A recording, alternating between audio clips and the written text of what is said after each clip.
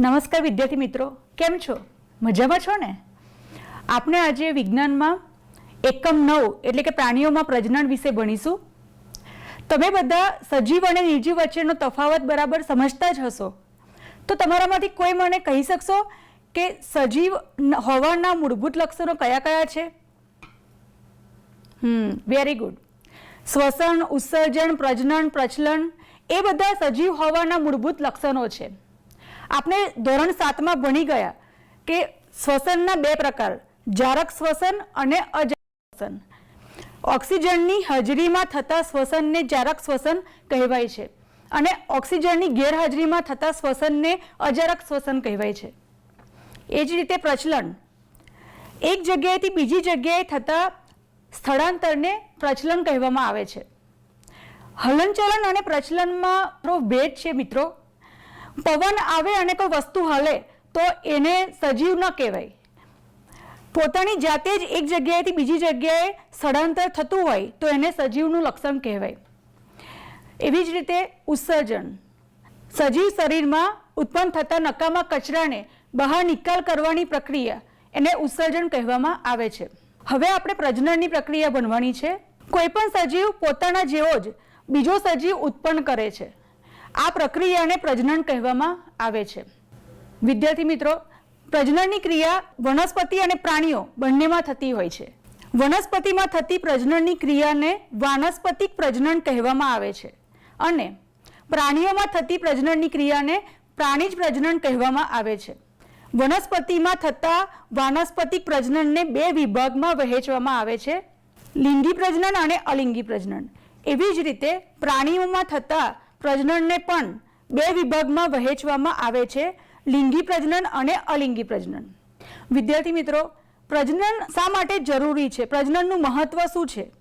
જેવી રીતે સજીવને શ્વાસ લેવું જરૂરી છે, શ્વસનની ક્રિયા સજીવના અસ્તિત્વ માટે જરૂરી છે, જેવી રીતે શરીરમાં ઉત્પન્ન થયેલા નકામા કચરાને બહાર કાઢવું જરૂરી છે, ઉત્સર્જનની ક્રિયા સજીવને જીવંત રહેવા માટે જરૂરી છે, જેવી રીતે પ્રચલન જરૂરી છે, પોતાના શિકાર મેળવવા માટે કે રોજિંદી ક્રિયા કરવા માટે પ્રચલન જરૂરી છે. એવી જ રીતે દરેક સજીવને તેની જાતિનું સાતત્ય જાળવી રાખવા માટે પ્રજનન કરવું જરૂરી છે.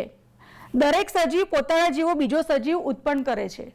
ઉદાહરણ તરીકે ગાય જો પોતાના જેવો બીજી ગાય ઉત્પન્ન ન કરે તો તેની આખી જાતિનું અસ્તિત્વ જોખમાય. માટે માણસ એ પોતાના જેવો જ બીજો માણસ ઉત્પન્ન કરે છે. મરઘી ઈંડા મૂકી અને બીજી મરઘીને જન્મ આપે છે. એવી જ રીતે બિલાડી બીજા બિલાડીના બચ્ચાને જન્મ આપે છે. માટે કોઈ પણ જાતિનું અસ્તિત્વ ટકી રહે તે માટે પ્રજનનની ક્રિયા ખૂબ જ અગત્યની છે. વિદ્યાર્થી મિત્રો, તમે ક્યારેય એવું વિચાર્યું છે કે ઈયળ કેવી રીતે બનતી હશે? બિલાડીના બચ્ચાનો જન્મ કઈ રીતે થતો હશે? મરઘીના ઈંડામાંથી બચ્ચું કઈ રીતે બહાર આવતું હશે? ગલુડિયું કઈ રીતે જન્મતું હશે? તો બાળકો, આપણે આજે આ બધું ભણવાનું છે. વિદ્યાર્થી મિત્રો, આજે આપણે એક પ્રોજેક્ટ વર્ક કરવાનું છે. આ પ્રવૃત્તિ કરવામાં તમને બહુ મજા આવવાની છે. તેમાં સૌથી પહેલાં તમારે શું કરવાનું છે? ન્યૂઝપેપર તમારા ઘરમાં જે હોય, પુસ્તકો, મેગેઝિન, એ બધામાંથી જેટલા પણ સજીવના ચિત્રો હોય એ તમારે કટ કરવાના છે. એ સજીવમાં વનસ્પતિ, પ્રાણીઓ, પક્ષીઓ, સરીસૃપ વર્ગના પ્રાણીઓ બધા આવી જાય. એ ફોટા તમે કટ કરી અને તમારી નોટબુકમાં અલગ અલગ પાના પર લગાવવાના છે. ત્યારબાદ સજીવના મૂળભૂત લક્ષણો જેવા કે શ્વસન, પ્રચલન, પ્રજનન, ઉત્સર્જન, એના વિશે જે તમને ચિત્રમાં દેખાય છે એવી રીતે તમારે એને પર સ્માઇલીનું ચિહ્ન લગાવવાનું. તમે આકૃતિમાં જોઈ શકો છો કે મરઘીનું ચિત્ર છે તે શ્વસન કઈ રીતે કરે છે? એ જારક શ્વસન કરે છે કે અજારક? જો તે જારક શ્વસન કરે છે તો જારક શ્વસનની નીચે એક સ્માઇલીનું ચિત્ર તમે મૂકી શકો.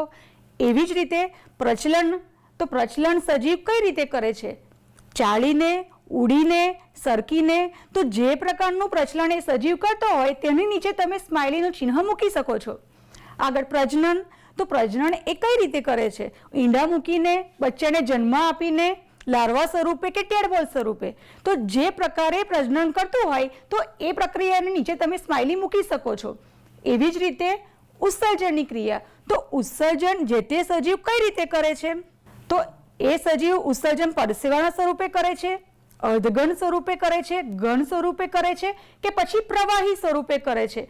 તો જે પ્રકારે તે સજીવ ઉત્સર્જન કરતું હોય એ મુજબ તેના નીચે તમે સ્માઇલી મૂકી શકો છો. વિદ્યાર્થી મિત્રો, તમે આ મુજબ તમારી નોટબુકમાં સજીવના ચિત્રો લગાવી અને તેમના મૂળભૂત લક્ષણો આ રીતે પ્રોજેક્ટ કાર્ય કરી શકો છો.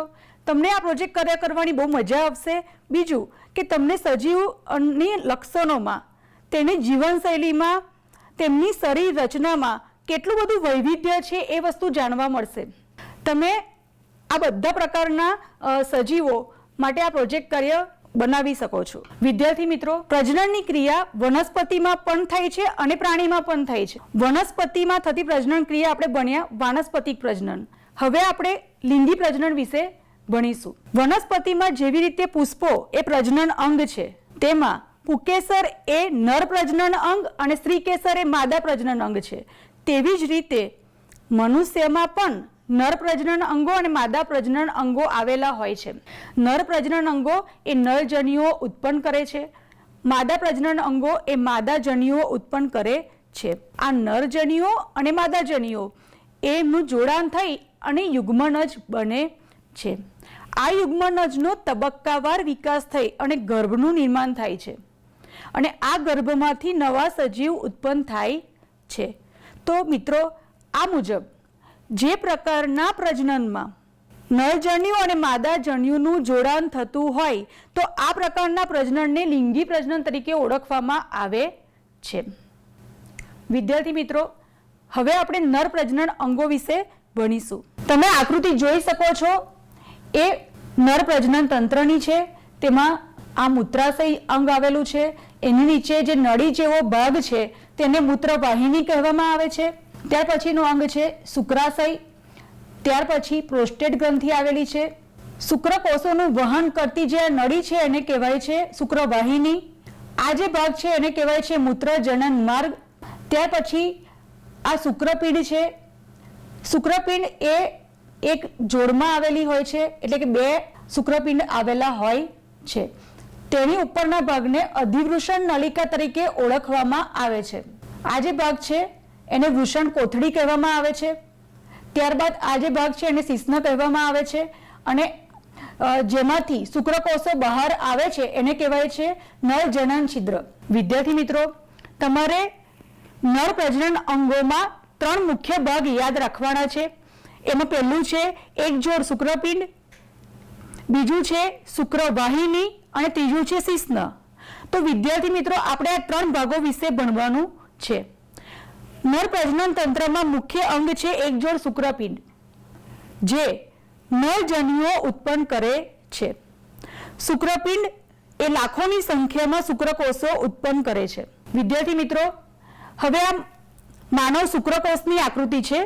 નર પ્રજનન અંગ એવા શુક્રપિંડ દ્વારા ઉત્પન્ન થતા શુક્રકોષની રચના જે આકૃતિમાં બતાવી છે, આ શુક્રકોષ એ અત્યંત સૂક્ષ્મ કદનો હોય છે અને તેને નરી આંખે જોઈ શકાતો નથી. માનવ શુક્રકોષને જોવા માટે સૂક્ષ્મદર્શક યંત્રની જરૂર પડે છે. આ શુક્રકોષને મુખ્ય 3 ભાગમાં વહેંચવામાં આવે છે.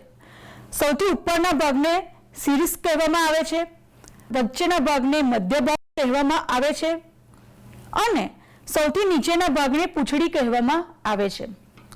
વિદ્યાર્થી મિત્રો, આ શુક્રકોષની રચનામાં પૂંછડી સૌથી અગત્યનો ભાગ છે, કારણ કે પૂંછડી એ પ્રવાહી માધ્યમમાં શુક્રકોષને આગળ ધકેલવામાં મદદરૂપ થાય છે. પ્રવાહી માધ્યમમાં શુક્રકોષ લાખોની સંખ્યામાં તરતા હોય છે. તેને જેમ અળસું આમ આગળ વધે છે તેવી જ રીતે પૂંછડીનો ભાગ શુક્રકોષને પ્રવાહી માધ્યમમાં આગળ ધકેલે છે અને અંડવાહિનીમાં જે અંડકોષ આવેલા હોય છે ત્યાં સુધી પહોંચવામાં મદદ કરે છે. માટે માનવ શુક્રકોષમાં સૌથી અગત્યનું કામ પૂંછડીનું છે. વિદ્યાર્થી મિત્રો, હવે આપણે માદા પ્રજનન અંગ એટલે સ્ત્રીના પ્રજનન તંત્રનો અભ્યાસ કરવાનો છે. તમે બધા આકૃતિમાં જોઈ શકો છો. આ જે ભાગ છે જે નળી જેવો છે એને અંડવાહિની કહેવામાં આવે છે, એટલે કે ફેલોપિયન ટ્યુબ્સ. એની નીચે અંડપિંડ આવેલા હોય છે. આ જે ભાગ છે એને અંડવાહિની નિવાપ કહેવામાં આવે છે. આ નીચેના ભાગને ગ્રીવા કહેવામાં આવે છે. વચ્ચેનો આ જે કોથળી જેવો ભાગ છે એને ગર્ભાશય કહેવામાં આવે છે. એની આ નીચેના ભાગને યોનિમાર્ગ કહેવામાં આવે છે, જેના દ્વારા બાળકનો જન્મ થાય છે. વિદ્યાર્થી મિત્રો, તો આ આકૃતિ સ્ત્રીના પ્રજનન તંત્રની છે. આપણે માદા પ્રજનન અંગમાં મુખ્યત્વે 3 ભાગોનો અભ્યાસ કરવાનો છે. તેમાં એક જોડ અંડપિંડ એટલે કે ઓવરીસ, બીજો ભાગ છે અંડવાહિની એટલે કે ફેલોપિયન ટ્યુબ્સ અને ત્રીજો ભાગ છે ગર્ભાશય એટલે કે યુટેરસ. એક જોડ અંડપિંડ દ્વારા માદાજનીઓ ઉત્પન્ન કરવામાં આવે છે. આ માદાજનીઓ એટલે અંડકોષ. વિદ્યાર્થી મિત્રો, અંડપિંડ દ્વારા ઉત્પન્ન થયેલ અંડકોષ એ અંડવાહિનીમાં મુક્ત થાય છે. આ અંડવાહિનીમાં શુક્રપિંડ દ્વારા મુક્ત થયેલ શુક્રકોષ અંદર આવે છે અને આ જે અંડવાહિનીનો ભાગ છે જે નળી જેવો છે એની અંદર શુક્રકોષ અને અંડકોષનું જોડાણ થાય છે. ત્રીજો ભાગ આપણે ભણવાનો છે ગર્ભાશય એટલે કે યુટેરસ. ગર્ભાશય એક એવો ભાગ છે જેમાં તબક્કાવાર ગર્ભનો વિકાસ થતો હોય છે. વિદ્યાર્થી મિત્રો, આ જે આકૃતિ છે એ માદા પ્રજનન અંગ અંડપિંડ દ્વારા ઉત્પન્ન થયેલ માદા જનીઓ એટલે કે અંડકોષની છે. આ આકૃતિમાં આ જે તમને દેખાય છે અંદર ગોળ ભાગ એને કોષ કેન્દ્ર કહેવામાં આવે છે.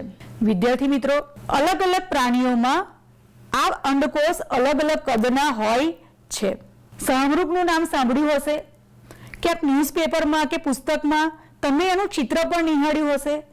તો આ જે સહમૃગ છે એનું અંડકોષ એટલે કે એના ઈંડા સૌથી મોટા કદના હોય છે. તમને 3 આકૃતિ દેખાય છે.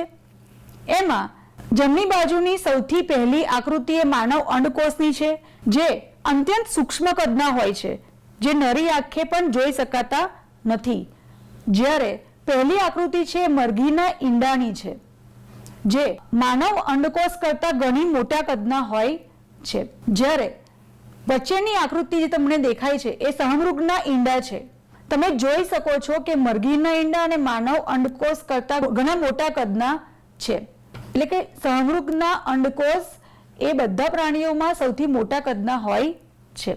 વિદ્યાર્થી મિત્રો, આ તમને જે મોડેલ દેખાય છે એમાં ડાબી બાજુ જે છે એ માદા પ્રજનન અંગ અંડપિંડ દ્વારા ઉત્પન્ન થયેલ અંડકોષ છે અને જમણી બાજુ નર પ્રજનન અંગ શુક્રપિંડ દ્વારા ઉત્પન્ન થયેલ માનવ શુક્રકોષની આકૃતિ છે. અંડકોષ અને શુક્રકોષ એ બંને વચ્ચે આવેલી અંડવાહિની દ્વારા જોડાણ પામે છે. અંડવાહિની માધ્યમ બને છે શુક્રકોષ અને અંડકોષના જોડાણ માટે. ત્યારબાદ એ બંનેમાંથી જોડાઈને યુગ્મનજ બને છે. આ યુગ્મનજ તબક્કાવાર નીચે ખસે છે અને આ યુગ્મનજનો વિકાસ થઈ એમાંથી ગર્ભ બને છે અને આ ગર્ભ 9 મહિનાના તબક્કાવાર વિકાસ પછી નાના શિશુને જન્મ આપે છે. હવે આપણે થોડુંક સ્વાધ્યાય કાર્ય કરી લઈએ. તમે આ પ્રશ્નો તમારી નોટબુકમાં નોંધ કરજો અને તેના જવાબ જાતે લખવા પ્રયત્ન કરજો.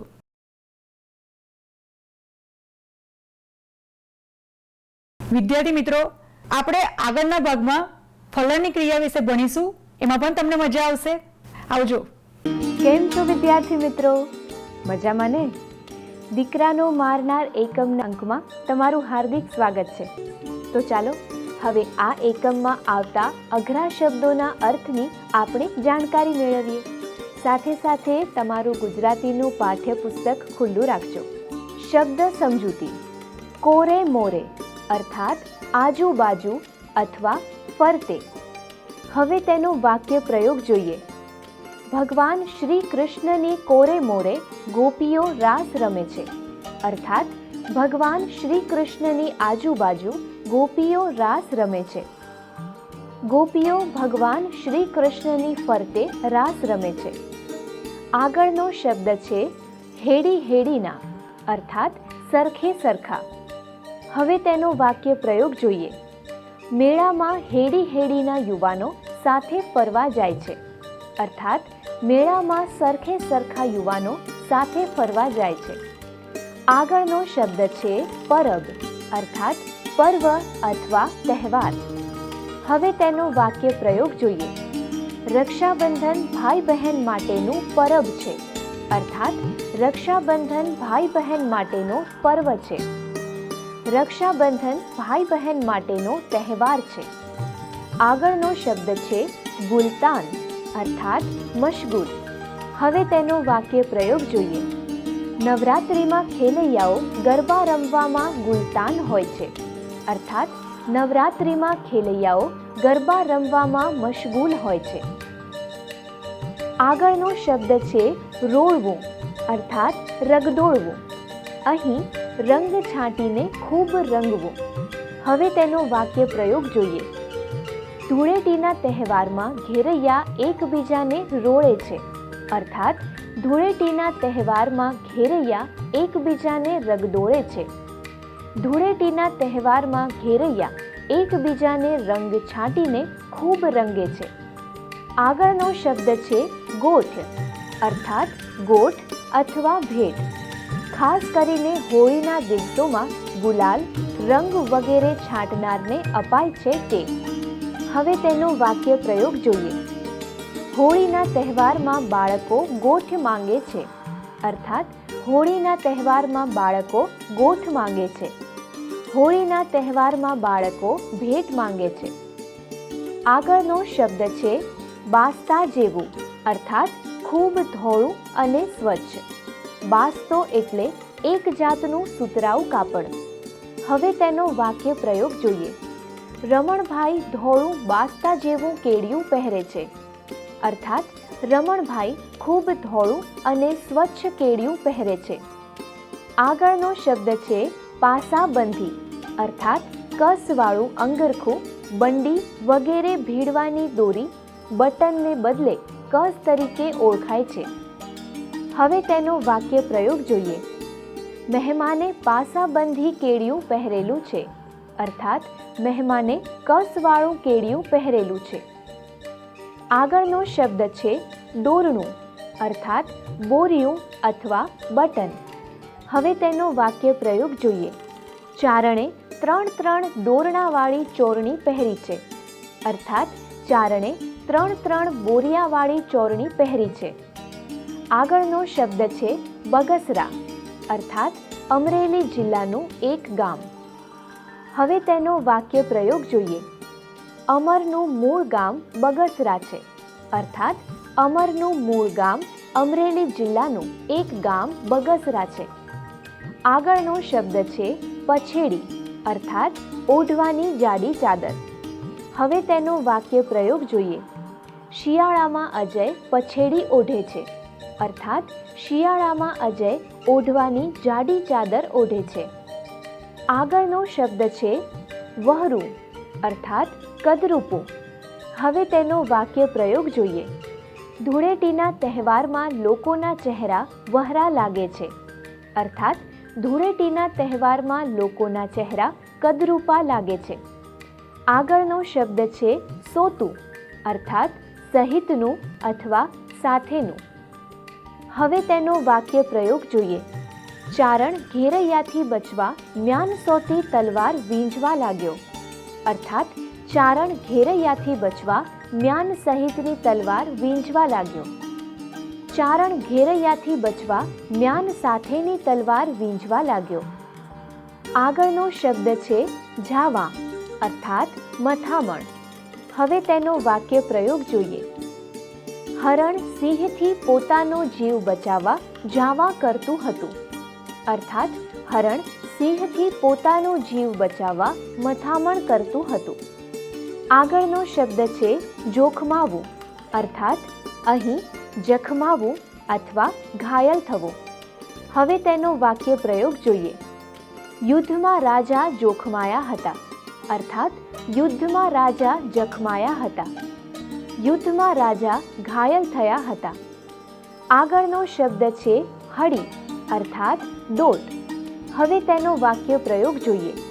ઘરમાં સાપ જોતા અમે હળી કાઢીને બહાર નીકળી ગયા અર્થાત ઘરમાં સાપ જોતા અમે દોટ મૂકીને બહાર નીકળી ગયા.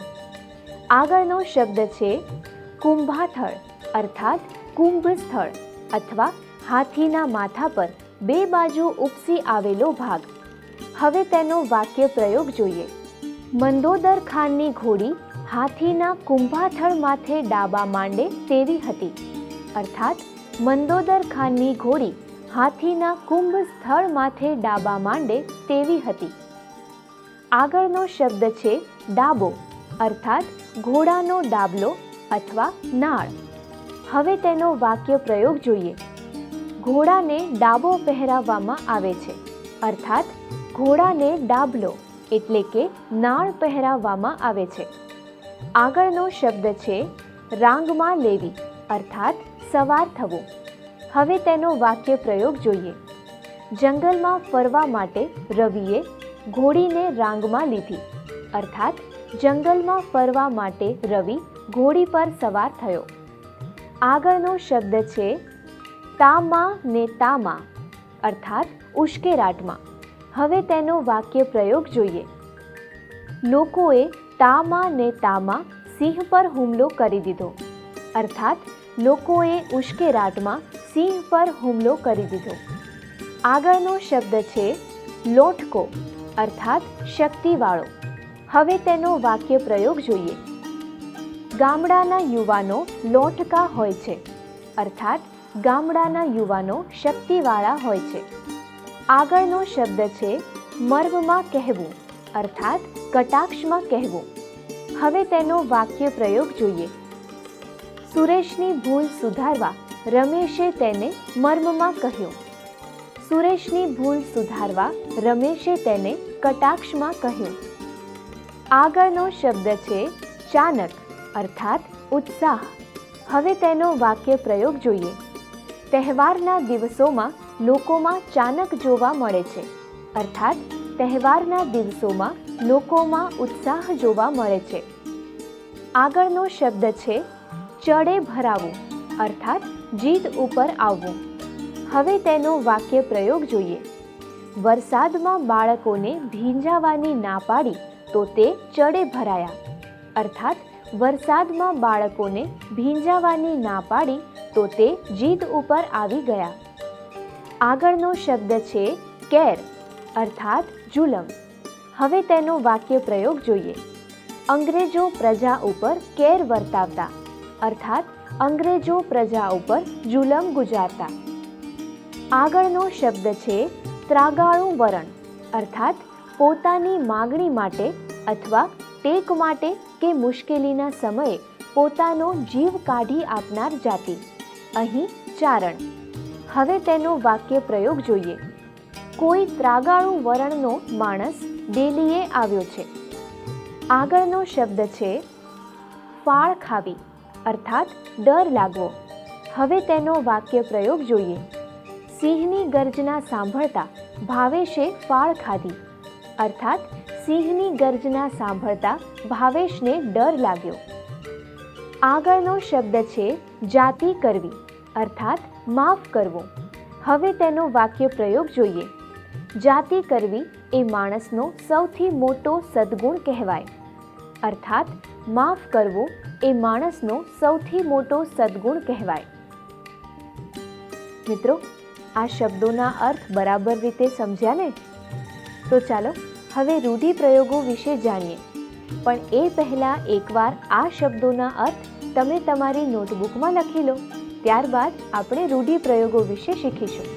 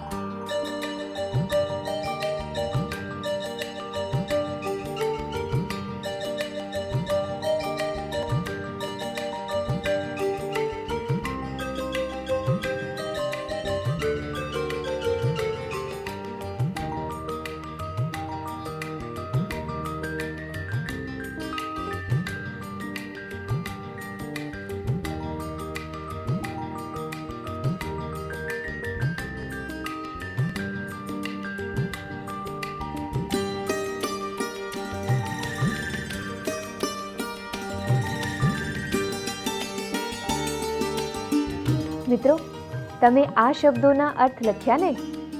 ખૂબ સરસ.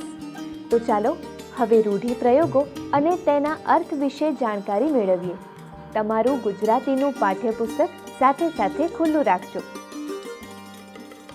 માજા છાંડવી અર્થાત મર્યાદા ઓળંગી જવી. આગળનો રૂઢિપ્રયોગ છે નાળ રજા લે તેવું થવું અર્થાત મરણ પામવાની તૈયારી હોવી. આગળનો રૂઢિપ્રયોગ છે વાટકીનું શિરામણ હોવું અર્થાત ઓછી આવકવાળું.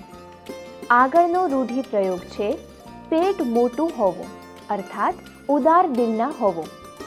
આગળનો રૂઢિપ્રયોગ છે વિફરવો અર્થાત કુબુદ્ધિ સૂઝવી. આગળનો રૂઢિપ્રયોગ છે હામ ન હોવી અર્થાત હિંમત ન હોવી. આગળનો રૂઢિપ્રયોગ છે ચીથરા ફાડવા અર્થાત નકામી કે આડી વાત કરવી. મિત્રો, અહીં પણ તમને હું થોડો સમય આપું છું. ઝડપથી તમારી નોટબુક ખોલો અને આ રૂઢિપ્રયોગો સુંદર અક્ષરે તમારી નોટબુકમાં લખી લો.